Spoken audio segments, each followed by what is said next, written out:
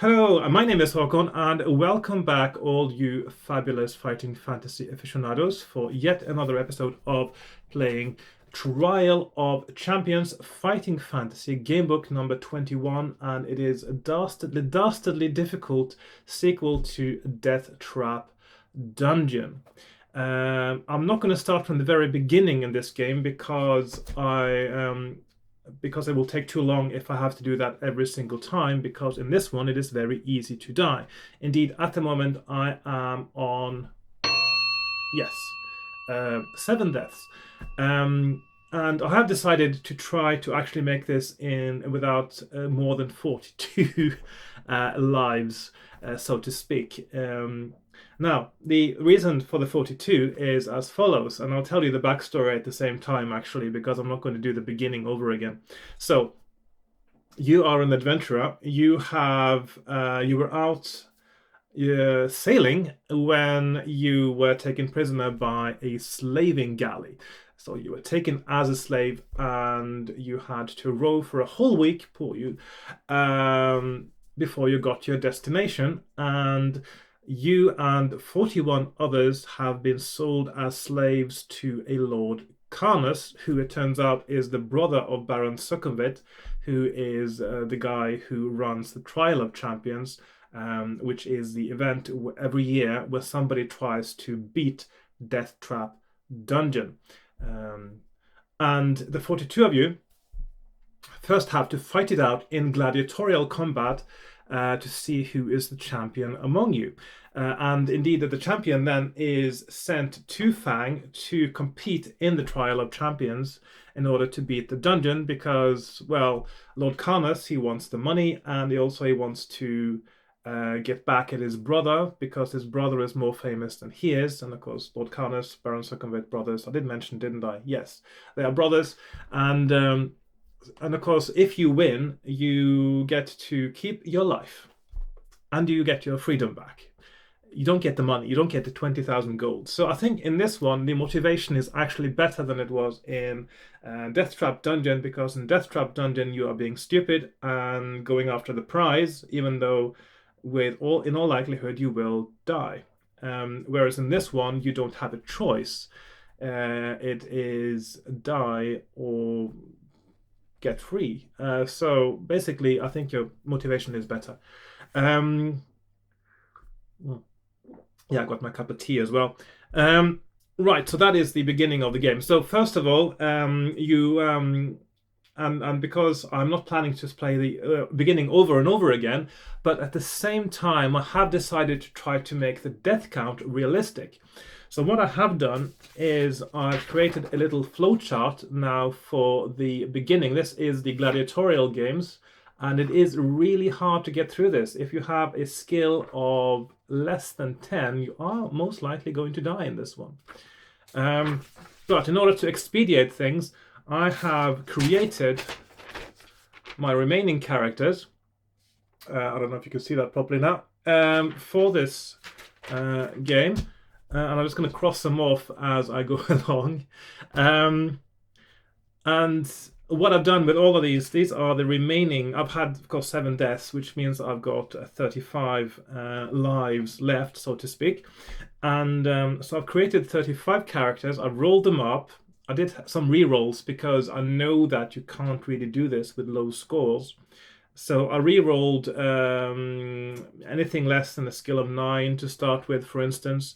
And gradually, as I went down the list, I made the minimum 10, and then 11, and the final one, I just put, so character number 42, I just put 12, 24, 12, because I haven't done it by then.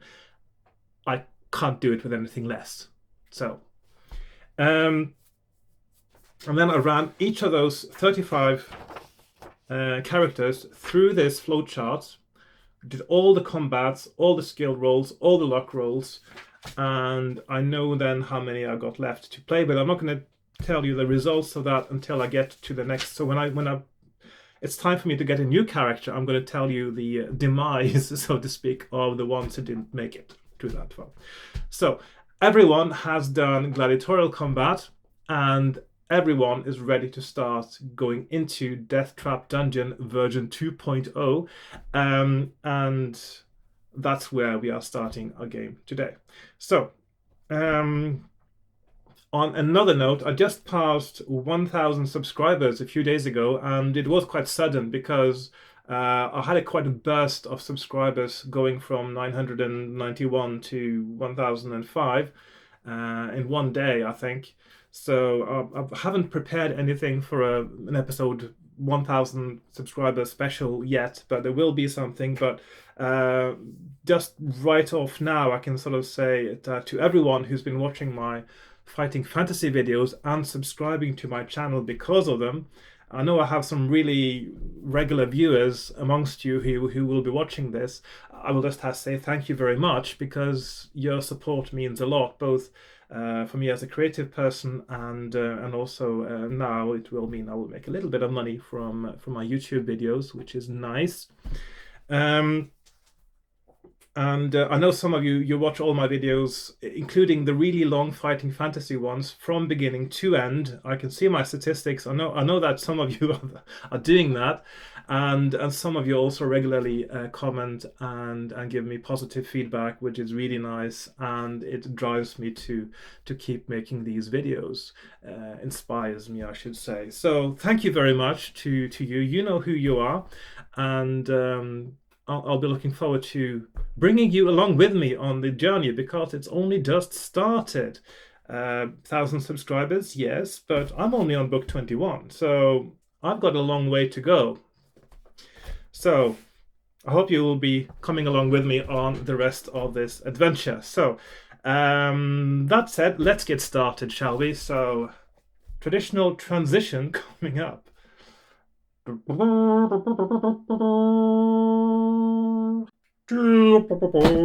Okay, here we are on my desk with my supplies, as I like calling them, including my cup of tea, of course. The all-important cup of Earl Grey. Not just tea, it's Earl Grey, and it's not just Earl Grey, it's Twining's Earl Grey, which in my view is the best. The thing about Earl Grey is that the brands are so different that you just have to try different ones until you find your favorite. Enough about Earl Grey for now. So I've got my pens, my pencil, my dice, character sheet, map, and also got a little notification there on my character sheet where it says how many deaths I've got, because that's quite an important metric in this difficult game book. Now, just one little thing of note. Because my channel now is monetized, that means there will be adverts at the beginning and the end of all my videos. That's the default setting I've put on in YouTube at the moment. Now, I also have the option of putting adverts inside my videos, and there are two possibilities for that. Either you let YouTube decide where they go, which I don't want to do ever, or you can actually decide where they go yourself. And my question to you, and please leave your answer in the comments if you're watching this, is does having adverts inside a video bother you generally? Does it only bother you when it comes at the wrong time in the video? And do you think it disrupts the flow even of a sort of multi-segmented video like my fighting fantasy videos would be? If you could please tell me that, I'd be interested to know, because there might, I mean, if I choose to do that, I can make a little bit more money, of course, from YouTube, which is nice, and also my videos will get higher search ranking, which is nice. But I do not want to do that at the expense of making it less fun to watch, if you know what I mean. And I'm sure you do.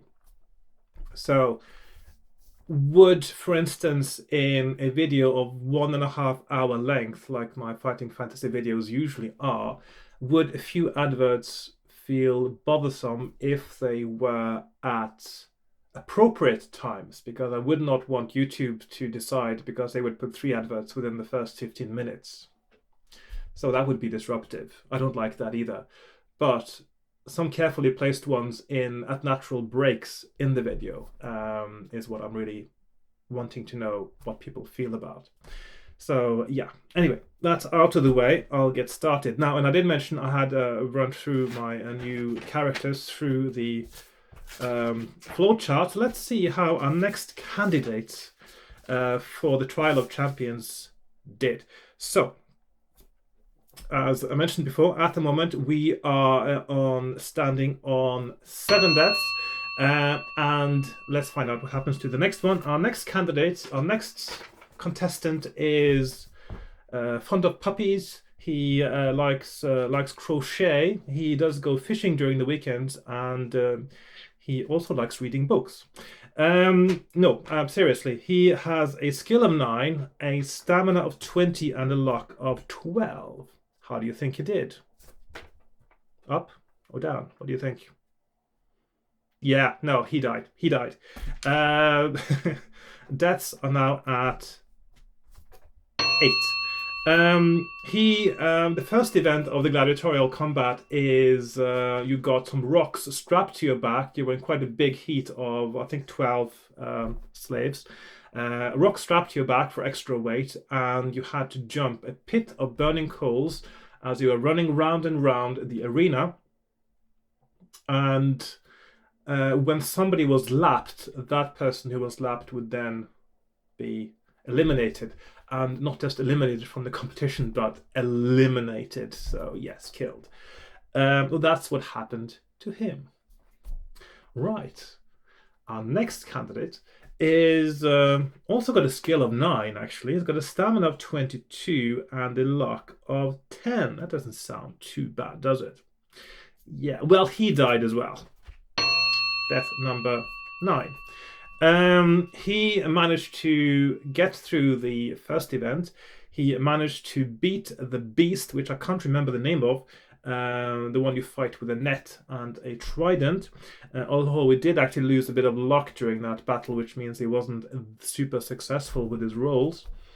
So his luck went down to 7 altogether in the game. And then when he got to the final event, which is where everyone was blindfolded, and you got a shield and a ball and chain strapped to your hands.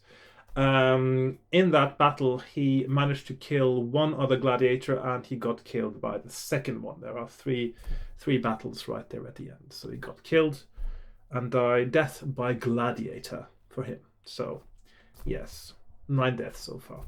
Our next candidate may seem a little bit more promising, but yeah, we'll see. So he has a skill of 12, stamina of 21, and a luck of 9. And he made it. He won the gladiatorial battles because he had what it took the most, which is a good skill. So he is still alive. Skill 12, stamina 21, and luck 9. But during the gladiatorial battles, he lost a little bit of luck, so now he's got only 7 left. So his luck is not the best. It's really, there's not much left there for me to play with.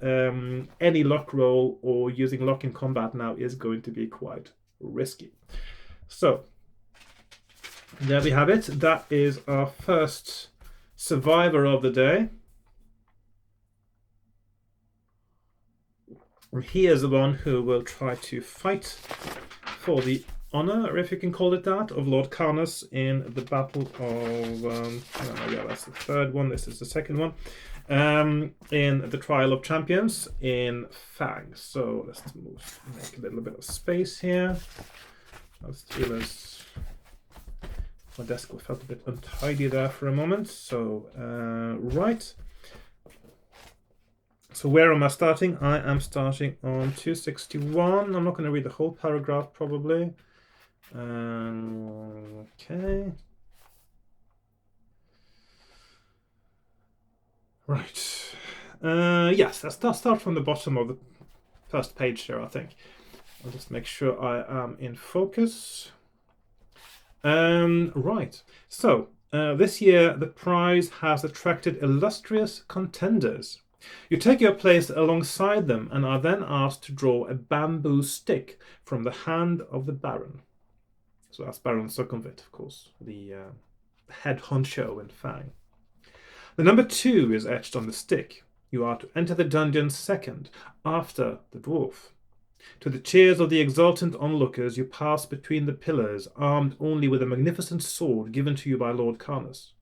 Without a backpack, food, or armor, you feel ill-prepared for the coming ordeal, but at least you have this fine sword and a leather pouch at your belt. The sound of the crowd quickly dies away as you walk on down the dimly lit tunnel. What horrors lie before you, it is impossible to imagine. But you know that Baron Succumvit has spent the last year modifying his death trap dungeon so that it is now reputedly lethal, beyond comprehension. But your desire to avenge the deaths of your fellow slaves makes you determined to succeed. Yeah, that's another thing, by the way. When you kill the last remaining slave besides you, of course, you are both feeling quite remorseful of what has to be done. I mean, if he had killed you, you would have felt remorseful that all the rest of you died, because you were all in it together in a way. And so you have promised to avenge the deaths of the 41 other slaves. The tunnel leads straight ahead for 50 meters, and then you come to a doorway in the left-hand wall with a "Keep Out" sign written on it in dried blood. You hear scratching and sniffing sounds coming from the other side of the door. If you wish to draw your sword and open the door, turn to 374. If you would rather keep walking down the tunnel, turn to 82. And I'm going to open the door and kill the beast inside. 374. This is a little bit easier than the beginning battles, actually. So here we are.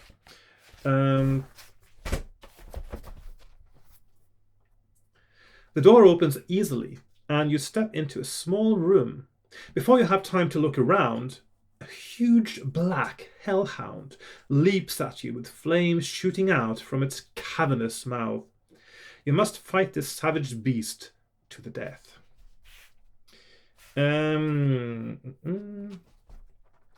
After each attack round, roll 1 die. On a roll of 1 or 2, deduct 1 additional stamina point from your score as a result of being burnt by the hellhound's flame.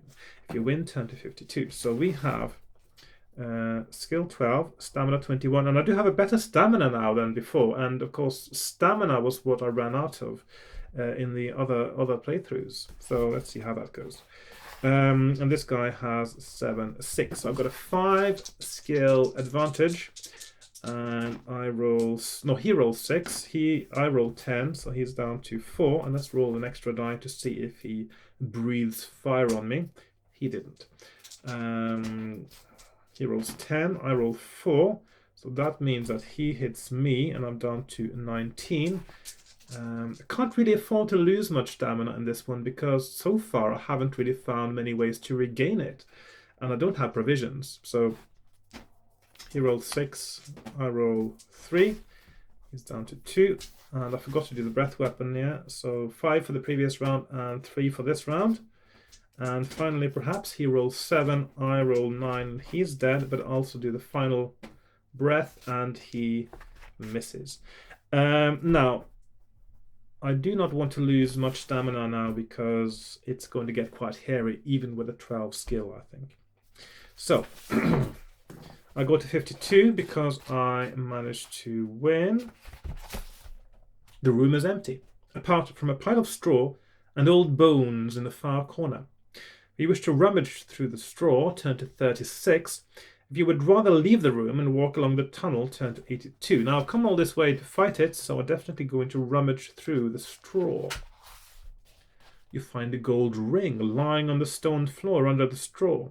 You place it in the leather pouch on your belt and then leave the room to continue along the tunnel.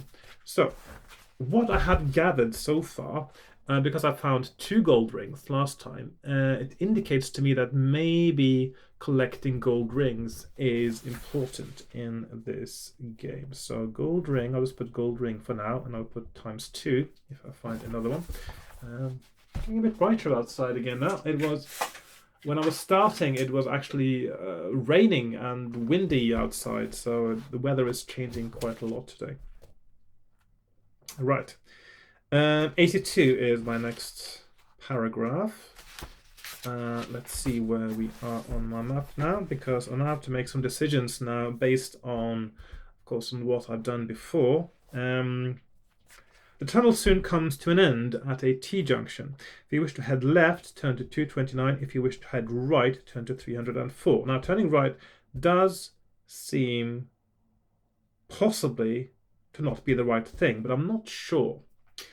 I know that the first thing you do as you turn right is you have the possibility of using one of your gold rings, and I think that since we're collecting them, that may just be the wrong way to go. So I'm going to go left. So far, that is my best theory for what is the best and correct path. So after 30 meters, you notice that the ceiling has about 20 spears pointing down from holes in the rock. You look on the ground for a tripwire which may trigger them, but do not see one. If you wish to walk on, turn to 390. If you would rather retrace your steps and walk back past the T-junction, turn to 304. And this also indicates to me that turning left is correct and right is wrong, because this is a fake trap.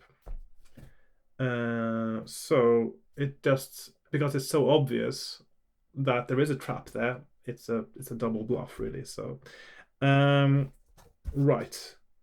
So I'm going to walk on, go 390. So there we are. Pressing yourself against the tunnel wall, you step slowly and carefully under the spears. You are soon beyond them and conclude that they must have been placed there as a deterrent. I'm just going to move something on my screen there, sorry. You reach up and are just able to touch the tip of a spear. If you wish to try to pull a spear out of its recess, turn to 110. If you would rather keep walking, turn to 5. And I'm going to pick up a spear because I can do that. And I still haven't found a place to use it, but if one shows up, I would have a spear. Standing on the tip of your toes, you reach up and grab the spear. One sharp tug loosens it from its fitting, but the others remain lodged in the ceiling. Pleased with the acquisition of this unexpected new weapon, you set off along the tunnel again. So I've now also got a spear. And turn to 5.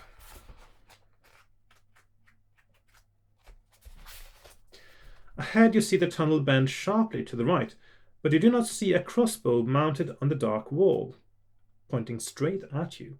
Roll 1 die. 5.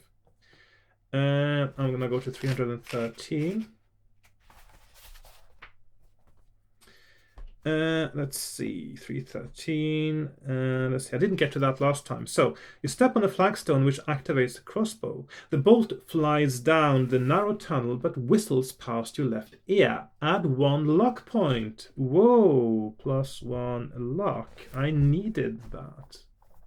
I needed a bit of extra luck then. You turn the corner and walk on for another 50 yards before coming to a door in the right-hand wall. Hang on. Yards? A moment ago, I'm sure it was meters, and now it is yards. Somebody is not being consistently metric. So typical of English, isn't it? Okay, but yards, meters, yeah, it's not that different, is it? Anyway. Walk on for another 50 yards before coming to a door in the right-hand wall. If you wish to open the door, turn to 104. Or if you would rather keep on walking, go to 20. So this is like so. Going up there to 104 or 20. I'm going to open the door and go to 104 because that's where I can regain 2 stamina, and so far that is the only known place for me to regain stamina, I think. So the door opens into a room which is empty except for a large bowl of exotic looking fruit standing on a marble plinth. If you wish to eat some of the fruit, turn to 395. If you would rather leave the room and continue up the tunnel, turn to 20. So I'm going to eat some fruit. Thank you very much. Chomp, chomp, chomp. Yum, yum, yum. The fruit is delicious and satisfying. Add 2 stamina points. So we now have 21 again.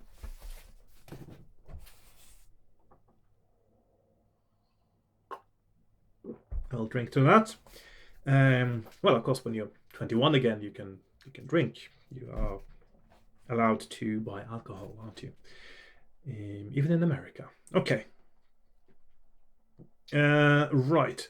So when you have eaten enough, you walk back into the tunnel and continue up it. Turn to 20. So far, so good. Suddenly you see movement ahead in the tunnel. A small humanoid looks back and then runs away from you. Intrigued by the being, you decide to run after him. Turn to 258.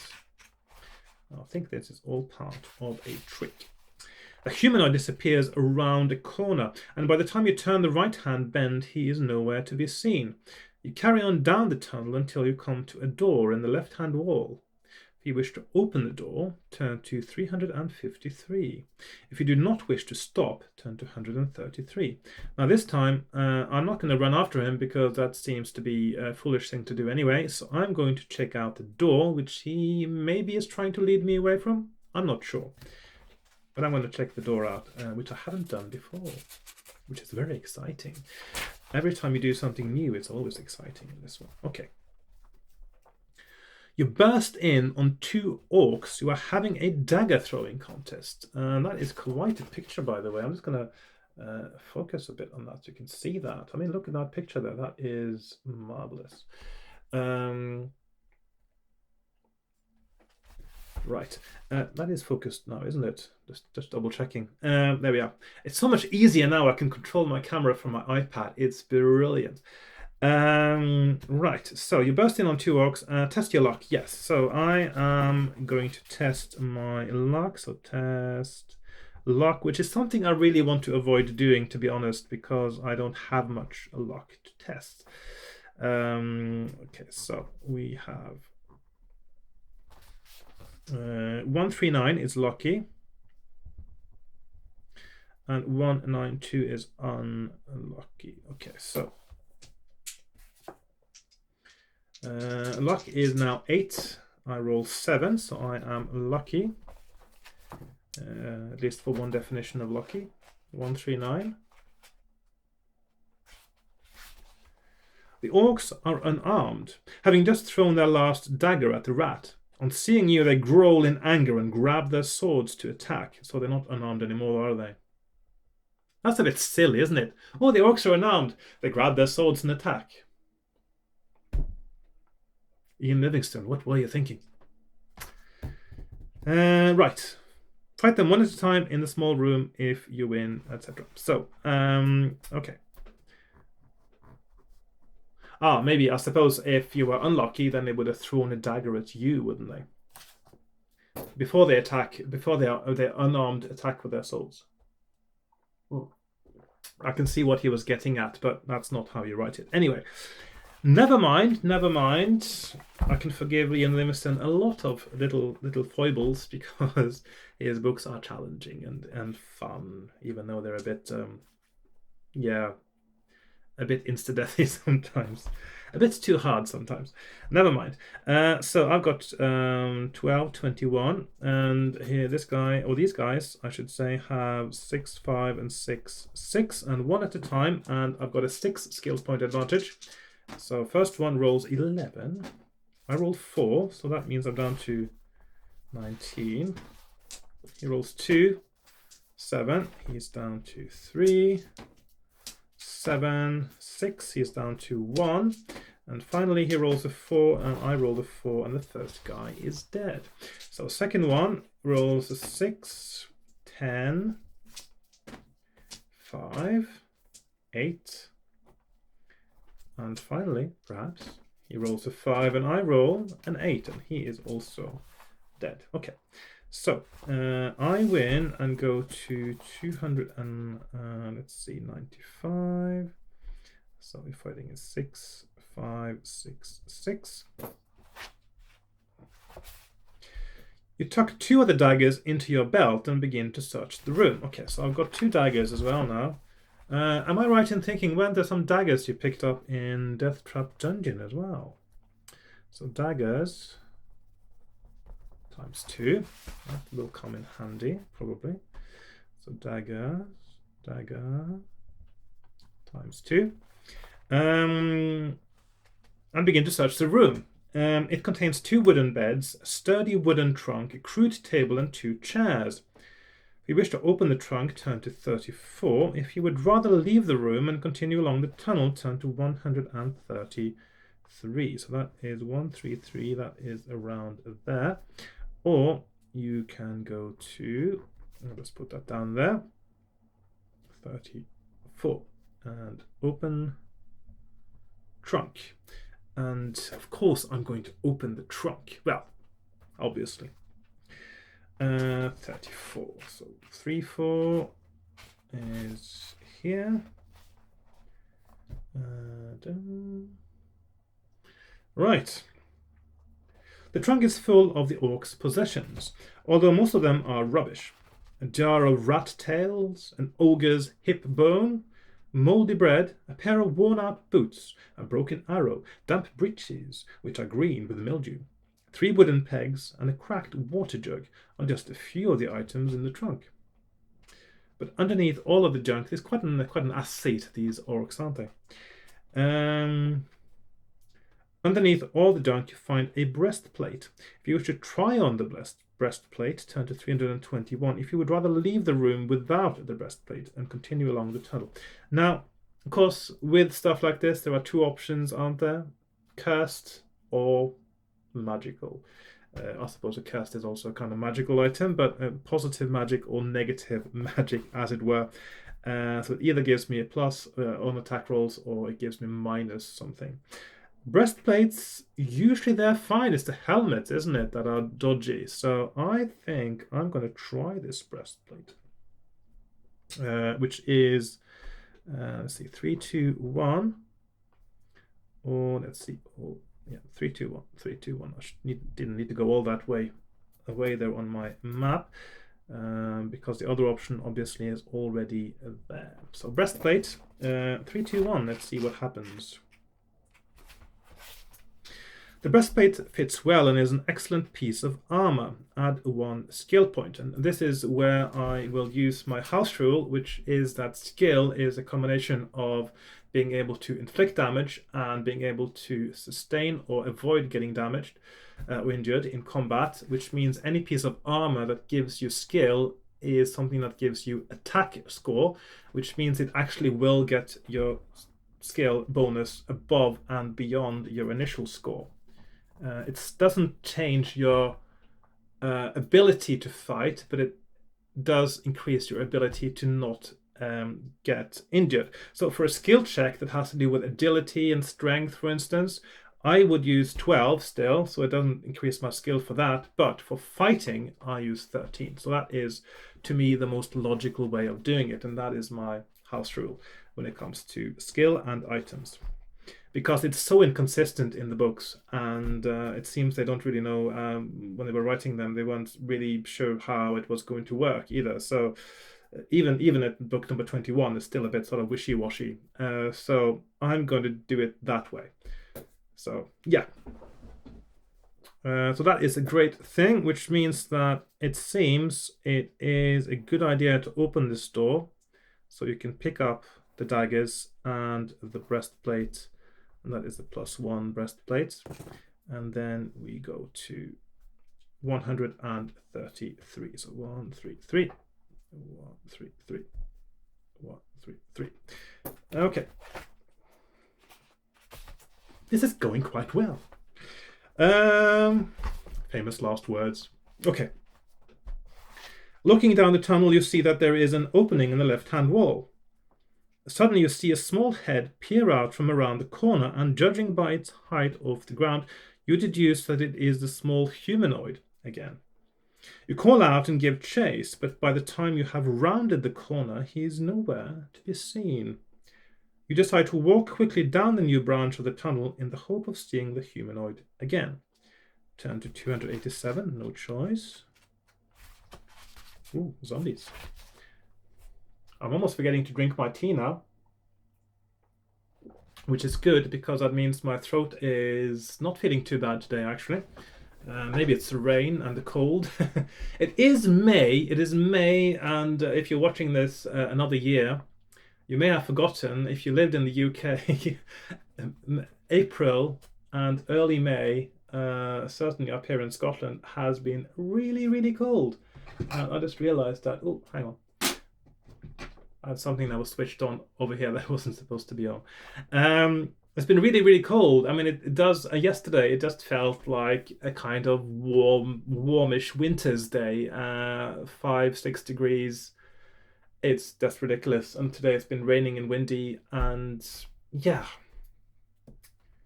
it's strange. Okay. But there will be warmer days ahead, I suppose. And we did have quite a warm and nice week about a month ago, I think, which wasn't too bad. So yeah, it's all right. It averages out okay. It does. It does. 287. Yes, you soon reach a door in the left-hand wall of the tunnel. You listen at the door, but hear nothing. If you wish to open the door, turn to 156. If you wish to keep walking, turn to 222. Now, if you open the door, you find that there is a dark imp in there, which is jumping up and down. Well, you don't know it's a dark imp. You just see there's a creature there, and it's under a sort of a glass dome. And if you let him out, he steals all your items and knocks you unconscious. Yes, you don't want to do that. So I'm not even going to go into the room. I'm going to go up, keep walking, go to 222. Further along the tunnel, you stumble upon a pile of rocks. Something underneath the rocks catches the light and sparkles. Carefully remove some of the rocks until you can see what is hidden underneath. It is a broadsword, finely honed and perfectly balanced. If you wish to use it instead of your own sword, turn to 240. If you'd rather leave it where it lies and continue your walk, turn to 7. Am I on a walk? Am I just out strolling? Yeah, I'm just going to continue my walk. I like walking through tunnels because going hiking in mountains is a bit boring. So yeah, I'm just going to continue my walk. Right, so I'm going to use that instead because it is magical, which means that at some point that will be relevant, I am sure. So I'm going to go to 240. And it says here, the broadsword is an excellent weapon made by a famous armorer. It is also magical. Cutting the mighty blade through the air, you continue your quest. Turn to 7. So the thing is, because this is an Ian Livingstone book, if this was bad magic that you just didn't know about yet, he would have said, unbeknownst to you, this weapon is cursed. And at some point in the future in this book, it will suddenly start chopping your foot off. That sort of thing. So I'm quite certain now that this is a safe weapon to pick up. Broadsword. Although I do actually like the idea of something that is cursed, but it also gives you a bonus. So you can imagine a sword that gives you +1 combat rolls, for instance. But at some point, you may meet an adversary that it will not attack for some reason. I mean, that sort of thing. And that will be a hidden fact from you until you get to that moment. And I'm wondering, because as I'm playing these, as I've mentioned before, I'm also pondering ideas for sort of mechanics and game structure for how to one day perhaps make my own game book.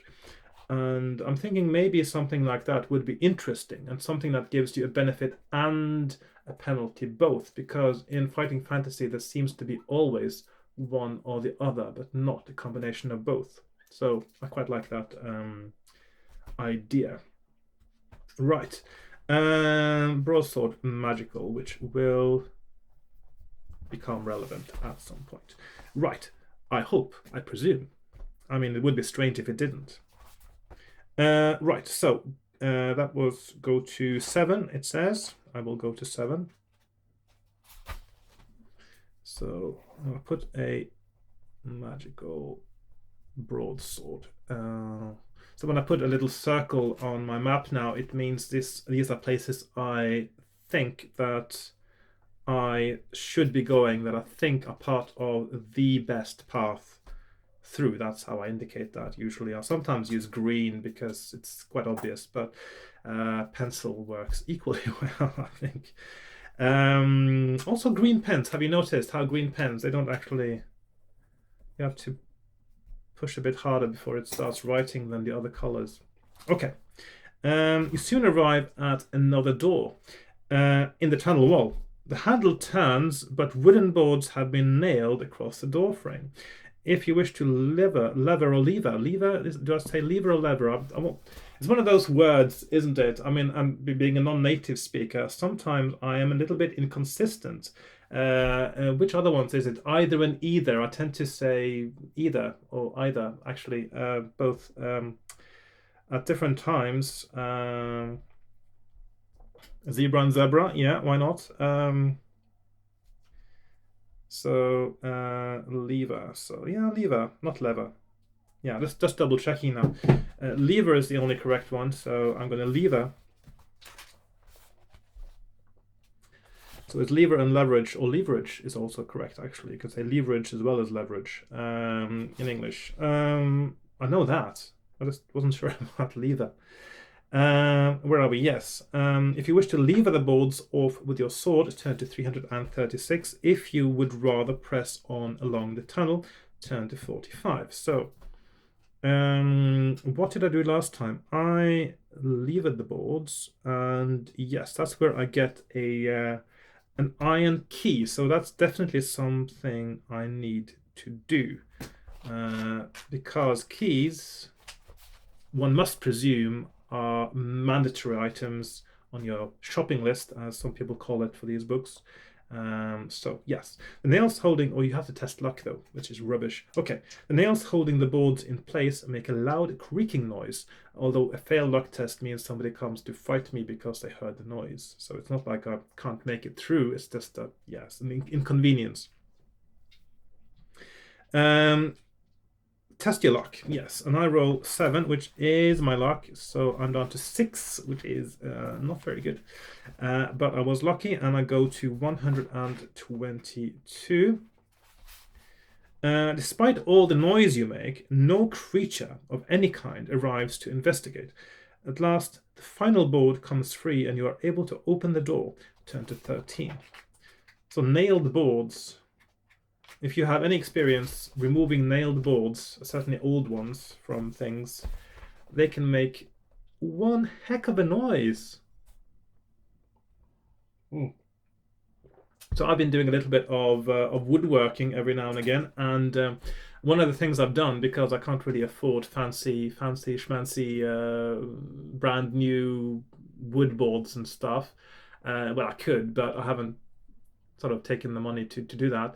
What I have been using is pallet wood. So I've taken old pallets and I've taken them apart to use the wood, and the wood is usually quite okay. It's sometimes a bit old and dry and hard to work with, actually, but it's okay.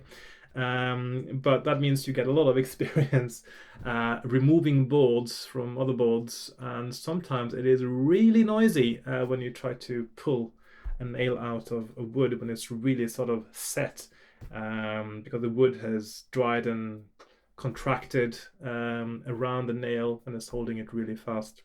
Anyway, I ramble. Sorry. Where are we? Yes, you pull the door open and walk into a small room which has not been entered for years. A thick layer of dust covers everything, and cobwebs hang down like dirty old curtains. Two skeletons, mouths hanging open, lie half submerged in the dust, propped up against the far wall. And this is a little bit strange. If you look at the illustration there, you see these cobwebs here, which is presumably what they're supposed to be. They don't have any dust on them. See that? There's supposed to be lots of dust in this room. These cobwebs wouldn't have looked like cobwebs. They would have looked like sort of white, old tattered curtains, actually. And of course the illustration here doesn't quite cover that. So there are some really good illustrations in this one, and in this one I suppose it makes sense because the illustrator didn't want to make them look like actual curtains. So yeah, anyway, let's keep going. I'll just remember to refocus now. There we are. Two skeletons, mouths hanging open, lie half submerged in the dust, propped up against the far wall. One of the skeletons is pointing at the other. Suddenly the door slams shut behind you and the pointing skeleton starts to speak. Brothers and sisters have I none, but that man's father is my father's son. Who is he? Will you run for the door, reply he is his grandfather, reply he is his father, or reply he is his son? And I will, of course, reply that he is his son, because if that man's father is his father's, the speaking person, the speaking skeleton's father's son, and the speaking skeleton is the father of the other skeleton, and so the other skeleton is his son. 371, yes. Although one could argue, he says he doesn't have brothers and sisters, but obviously they might be dead, wouldn't they? That's a possibility. Obviously, they should all be dead by now. Yeah. So it should be brothers and sisters had I none, shouldn't it? In order to be absolutely logically unambiguous. 371 it is. Right. You are a wise challenger, the voice from the skeleton states without emotion. Your reward for passing this part of the test is in the drawer of the table. I don't know if he speaks like that, but that's how I suddenly spoke now. The skeleton's mouth remains open, but no more sound issues from it. You look around the dark room and soon find a small table with a drawer. Carefully, you slide the drawer open and find a small iron key. So we have, next item on our list, a small iron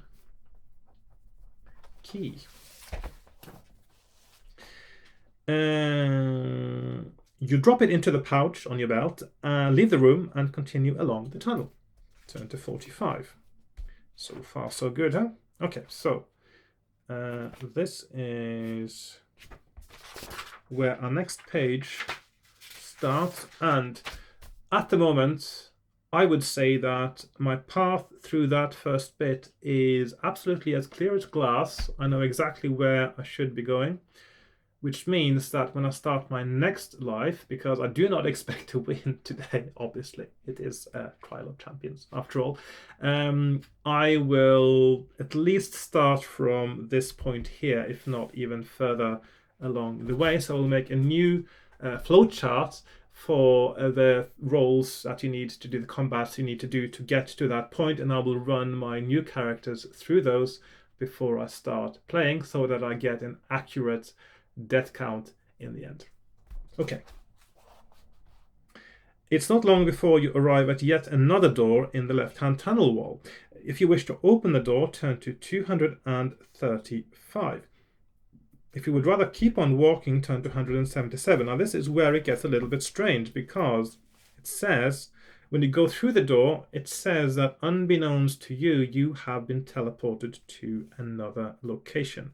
And I am wondering, does that mean that you actually skip a bit that might be crucial? I don't know. So I will presume that you do skip something that is important, and so I will go up the tunnel. So I keep on walking, 177.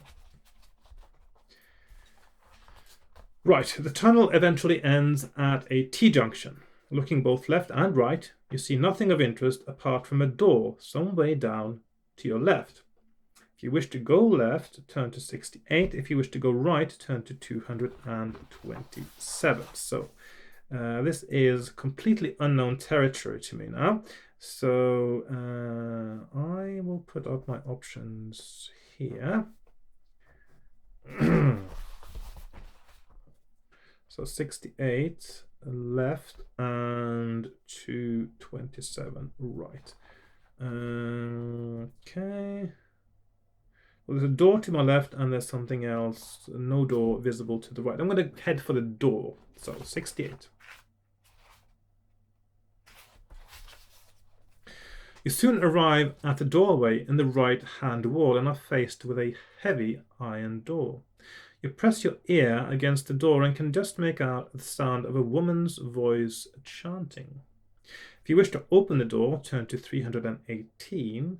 Otherwise, you may either carry on down the tunnel or go back along the other branch of the T-junction. So 285, just double checking, I don't have any 285s here, no. So I can either go to 227 or open the door or follow along. So I've got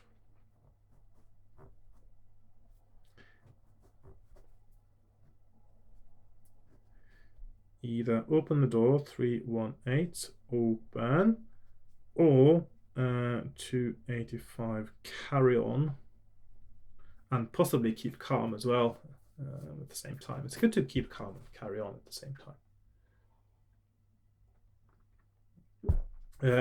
Right, I'm going to open the door. I do fear that may be the end of me if there's a lock roll involved, but the thing is, I have to make sure there's nothing I'm missing. So 318. Well, it sounds like I shouldn't really be opening this door. Oh my. Now that is quite a scary character. I mean, look at that. Quite scary at all. Yeah, that's one of the scariest pictures I think I've seen in a fighting fantasy game book. Okay. The iron door swings open and you enter an ornate room with a marble floor and rich furnishings. But your eyes immediately light on a decorative marble throne on which sits a woman dressed in a lavish gown. But to your horror, you see that her face is almost a skeletal skull. Is it skeletal or skeletal? That's another one I'm always puzzled about. I'll just look that up as well. While I'm at it, I know skeletal is correct, but is skeletal also correct is my big question. So let's just check out Collins. Hang on. They don't have one. Oh, there it is. They don't actually have a listing for that. It's just listed under skeleton. Anyway, I'll go with skeletal for now. Okay, so where are we? Yes, an almost skeletal skull, would you imagine? I mean, skulls are almost skeletal, aren't they, or skeletal? With only remnants of dried skin hanging loosely from it. Her blood-red eyes fix on you, and then the Lich Queen starts to speak. Who is this foolish mortal who dares enter my chamber? Have you the courage to wear my gauntlet of pain? Or would you prefer that I kill you where you stand? I don't have a good feeling about this. Right, so Gauntlet of Pain. That doesn't sound like a good idea at all, does it? But being killed is worse than wearing a Gauntlet of Pain, surely. But I do have a magical sword, though. Would I be able to defeat the Lich Queen with a magical sword?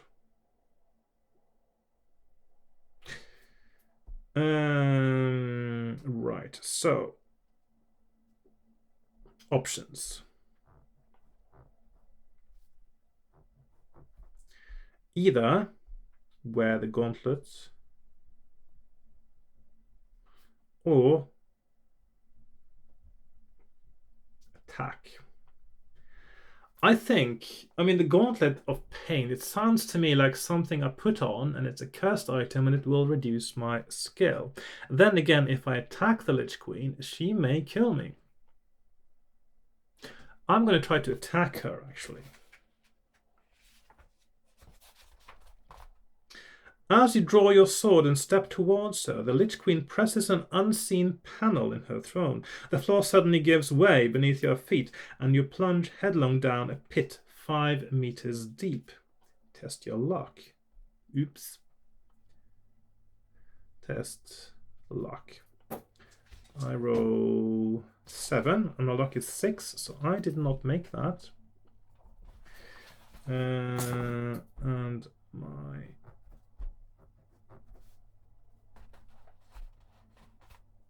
So 216 is lucky. 54 is unlucky. So I go to 54. 5 meters, that is quite a fall, so maybe unlucky means you really, really, really hurt yourself. At the bottom of the pit, there is a sharpened stake pointing upwards. You land on top of it, and death is instantaneous. And that, my friends, is our death number 10. Right. Very exciting stuff, I must say. Now, I had very low luck this time, so oops, why am I circling that with that color? That's the wrong color. This is supposed to be red. Do not. The end. So it sounds like once you open the door, it is possible that the by far the safest way out is to put on the gauntlet. So yeah, maybe putting on the gauntlet just becomes a test of resilience of some sort, whether you can withstand the pain. Anyway, I won't find out this time because I died, but I thought that was quite an exciting playthrough. Next time I will start from this point here, just before the choice of well, actually I will decide that probably that I will go here and I will turn right. Actually, I will start from 45. We'll start from 45. And then I will create a little flowchart to get my characters from the arena, Lord Carnus's gladiatorial arena, and to this point, and I will run them through that so that every time I play a new character, they will have the correct abilities, skills, stamina, and luck commensurate with having actually gone through the dungeon from the beginning to this point. So that's what I'll do. I think this is enough for today, even though it's not a very long video. I think it is long enough. And also it will I will need a little bit of time, I think, to prepare my flowchart for the second part of the game, and I'll have that ready so I can do that next time. So thank you very much for watching, and if you enjoyed this, please like, share, comment, subscribe, join me on Patreon, or buy me a coffee on buymeacoffee.com, which is a new thing that I've just signed up for. You don't need to become a member or anything, I think, to buy me a coffee. And yeah, otherwise, if you want to help me promote my channel, you can add my videos to public playlists. You can click on the adverts that pop up before or after, all that kind of stuff. So I will see you in my next episode, and which hopefully will be equally exciting, I hope, or even more exciting, which would be nice, wouldn't it? And I'm really looking forward to breaking the puzzle that is Trial of Champions. So thanks for watching, and goodbye for now. Bye bye.